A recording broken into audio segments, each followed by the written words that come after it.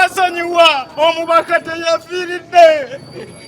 bamusibyeko ebisango mu bijambiya okuwagira gavumenti guba musango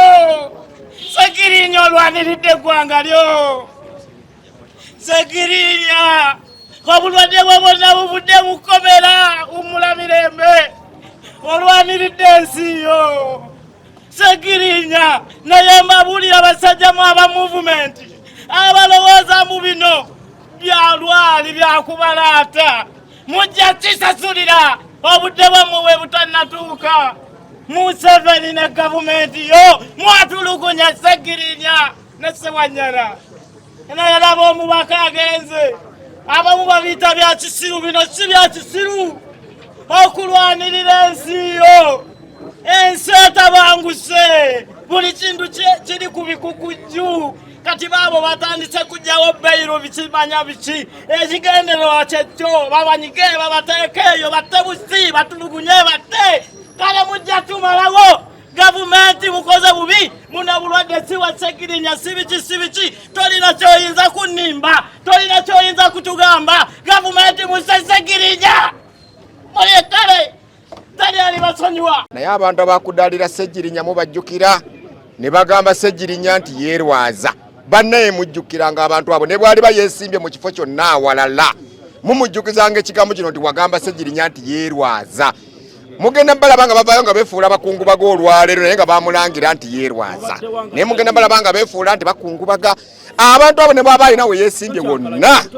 mumujjukizanga nti wagamba Sekirinya nti yeerwaza kino Sekirinya musajja musiraamu Sekirinya avaayo n'asonyiwa bonna abaayogera kati twagala muntu akyankalanya kuziika kwa Sekirinya sebo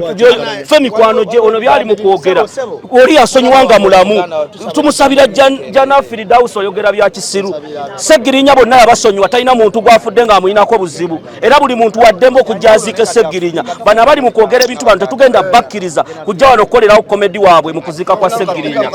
kitukolerawo politics wano tugenda ku kitebe twagenda n'onobo Sekirinya ku kitebe twagendayo David Yusuluboya President Kyagulanyi Ssentamu toleta kuzikunisha wano yamusonyiwa tewali Sekirinya gwakuddawo abanja abo baleta kuzisaabwe mukwano gwatwafuta ate muleta byabufuzi wano ngati kuba road council paka kati kubaka parliament olaba Sekirinya afudde mu olaba Faruku fe twatuula ne tugende Kamoocha ne Sekirinya bonna yabasonyiwa era gyonna gibadde mikwano gya Sekirinya tewali gwe tugenda goba kukuzika kwa Sekirinya yalwala biki obulwadde bujja era abaleeta ebyo ebibozibozi byabwe tubagamba tugenda kubakuba tuleke tusimbule mukwano gwaffe baleta politisi wabwe oyo afudde eri bamuleesanga bozibozaga yasonyiwa buli omu agende tubadde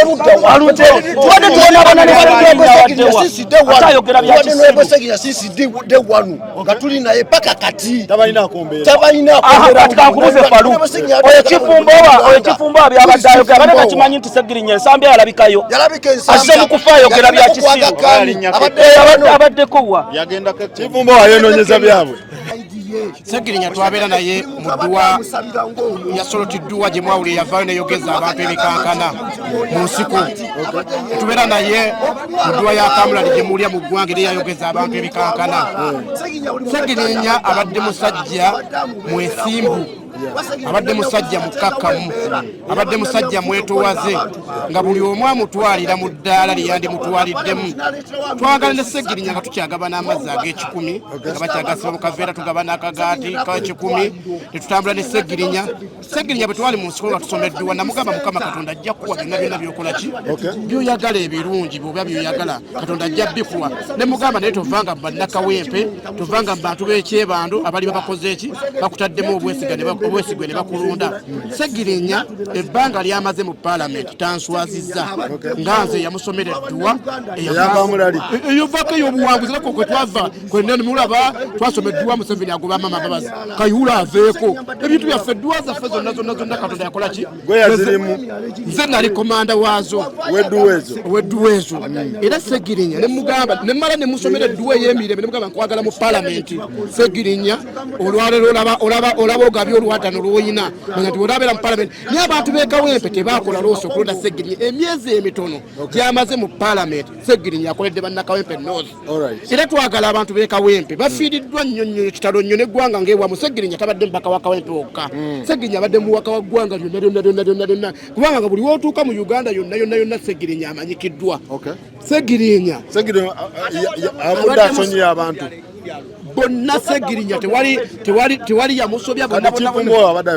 yamanyi gyabijja ffe obusirambukiriza okusonyiwa olaba nange sheekateni naabansobya nange nabasonyiwa bonna kubanga hadithi tugamba nti kulli ibn adamu khata buli mwana adamu yenna musobya kubanga nze ndi mwogezi wa PFF mu Lubaga naye Sseggirinya abadde mukwano gwange era nga tuwayamu olwaliro osanga abantu abali ku Sseggirinya bamulabye wano ati Timothy Baka Parliament twalaba Sseggirinya okuva nga akyatunda bikajjo ekaddugala gye yava okujja okola ki okutandika okusoma Sseggirinya talina muntu gw'abadde ayinako kyengenda okujjukira ku Sseggirinya mazima ge nakuyimira mu swago Sseggirinya abadde wa opposition mutuufu nga tabuzaabuza ebyaddala abadde wa opposition nga Sseggirinya wagamba nti nja kukola kirajja kikola wagamba nja kuwa emitwalo 2 abagenda gakuwa kyagamba kyako era bannakawempe bafiiriddwa nnyo muntu atazikawo kuba Sseggirinya tazikawo Sseggirinya nga mumalirivu okukyusa obuyinza n'eggwanga lyonna ng'eggwanga lyonna ewamulifiiriddwa nnyo naye tugamba bannaffe abagezaako okwanguya okufa kwaffe abagezaako kuba waliwo yadde Katonda agenda ne tufa naye waba abanguya okukola ki okufa kwaffe ne batutulugunya ne batuwa obutwa ne bakola ki ne tubagamba nti nammwe essaawa yonna kuli kusookayo busoosi Sseggirinya bava olwale mulaba Iraq batta Saddam Hussein Saddam Hussein bwafa waliwo abaddawo Iraq tetereranga kati olwaleero gwoyo yanguya okufa kwa muno n'omukwata n'omuteekako ebisangosango nti atema abantu ebijambiya nota Sseggirinya Sseggirinya bangi bagenda kututumuka eggwanga lirina abantu bangi bannaye tubagamba bannaye bambega bonna gye muli mu ggwanga monna abatulugunya bannammwe nammwe muli baana b'abantu tubanje bubeera ne gye musula mutulugunya bannammwe ne bakola bateeka mu makomera bbira mupango ne musiba abantu ebitaliimu Sseggirinya okuva we yava mu kkomera abadde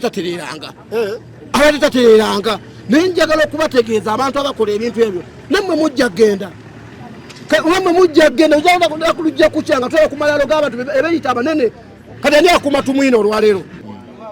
mukwano gwafudde Sseggirinya mpangadde naye mu bulamu bw'ensi eno era Sseggirinya abadde mukwano gwange mujjukira bulungi mu byobufuzi bino ne bwe yali aggulawo eddwaliro lya Kawempe North Hospital nze gwe yatuma n'angamba Katongole tugende tuggulewo eddwaliro era nampa ekifo n'angamba nze akulira Segbox mu Kawempe North Honorable Muhammad Sseggirinya ebintu bingi ebibadde ku bulamu bwe abadde yategeera abantu abadde mulwanyirizi wa ddembe waliwo olumu lwe yali agenda nga babayise ne Alan Sewanyana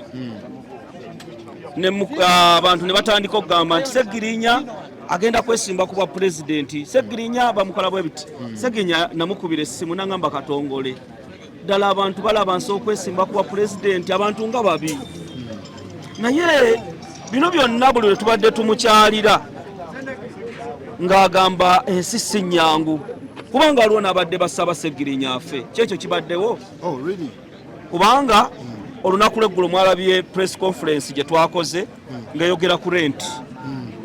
ku bulwadde bwabadde obumuluma landlord yabadde yayongeza dda $2.5 ku ofiisi gwe tubadde tusasula emitwalo 7 nga Sseggirinya Muhammad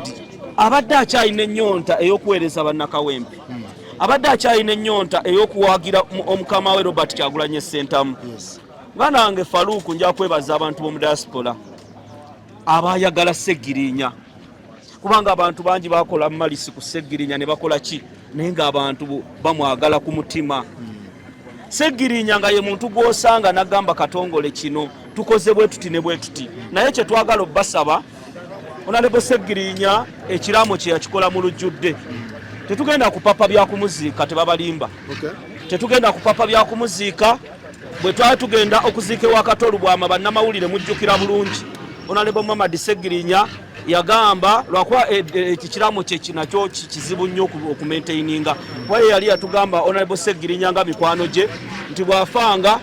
tumutambuza obusozi bwa Kampala bwonna ne tumutwala ekibuli ne tumutwalawa bwe ne tumukubagira ekawempe ne tumutwala ne tumwetambuza ekibuga kyonna naye ku kiramo kye wakiri tugenda kutambuzaako HF yakyo abantu bagenda kungubagira Sseggirinya bannakawempe tubagumya programu egenda ofuluma olaibo Sseggirinya tetugenda kumupapya tetulina kyetugoba era tusaba jjajjaffe omulangira Dr. Kasimu Nakibinge kubanga ayimiriddewo bwe twali tubanja Sseggirinya ne Ssewanyana n'amubanja tusuubira programu bw'enaaba efulumye obusiraamu bujja kuba butukkiriza okulaba ng'omwagala w'abangi tumusiibula mu kitiibwa era twebaza nnyo obukulembeze bwa National Unity Platform obukulembera President Kyagulanyi babaddewo bannamawulire babaddewo bannamawulire be bamekinga Sseggirinya nga bamwagala mu mbeera yonna okuva lwe yalwala nga tubayita nti bannaye mujje tutegeeze kino Faruku Sseggirinya obadde omunoonya nga mukwano gwo bino byonna tubasaba tubeere nga tumusaasira maama tumusabire Sseggirinya wanamazeewo ebadde nga wiiki namba munatusonyiwa tetwayagala kubabuulira naye abaddewo ng'ali mu kujjanjabibwa ne Allah bwasazeewo bannakawempe mufiiriddwa omukulembeze bannakawempe temugenda kuddamu kufuna mukulembeze alinga Sseggirinya nenze ekyasinze okunnuma Sseggirinya ali ku ndiri apooca na bulwadde abantu bali mu kunoonya bifo abantu bali mwogerera n'ebyo byonna Allah atusaasire bannakawempe tujja kuba tubabuulira ekiddako. We wanted to do some front arrangements to see if we could evacuate him back to Kenya, but it was again not practically possible. I interfaced with the doctors here. They wanted me to have a look at him in the ICU, but when they explained to me the vegetative state in which he was, because he was in critical condition, he couldn't even recognize anyone, he couldn't talk, so he was more or less lying lifeless. So I even failed myself. I was at pains to enter there. So eventually I was overcome by emotions and I said I declined and I said I couldn't enter the ICU unit,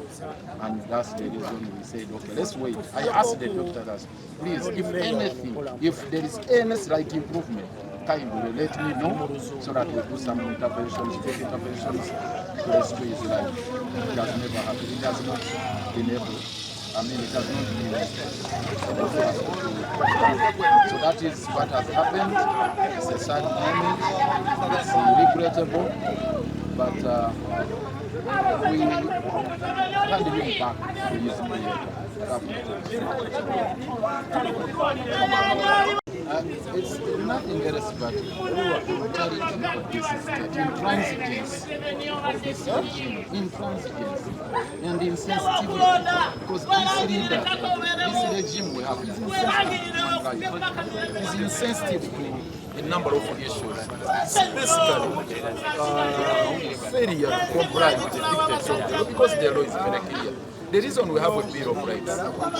enshrined in our Constitution and all other international standards of human rights, is about I may be nursing some underlying issues, what doctors call comorbidities. Those comorbidities, it's natural. I may be hypertensive, I may be diabetic, so those are compelling reasons why one should be granted bail.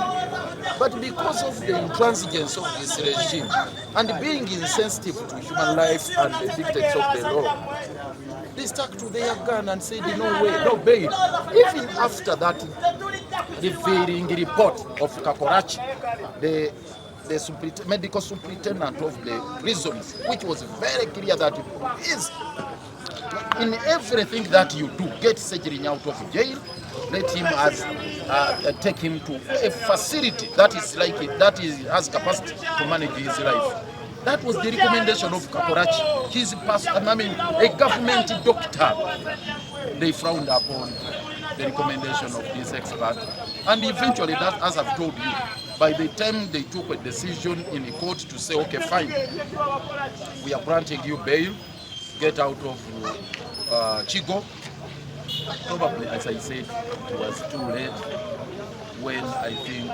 many of his organs had been affected. I don't want to go into his life what he has been going through, the ordeal he has gone through. But I'm telling you, by the time they decided to set him free, it was too late.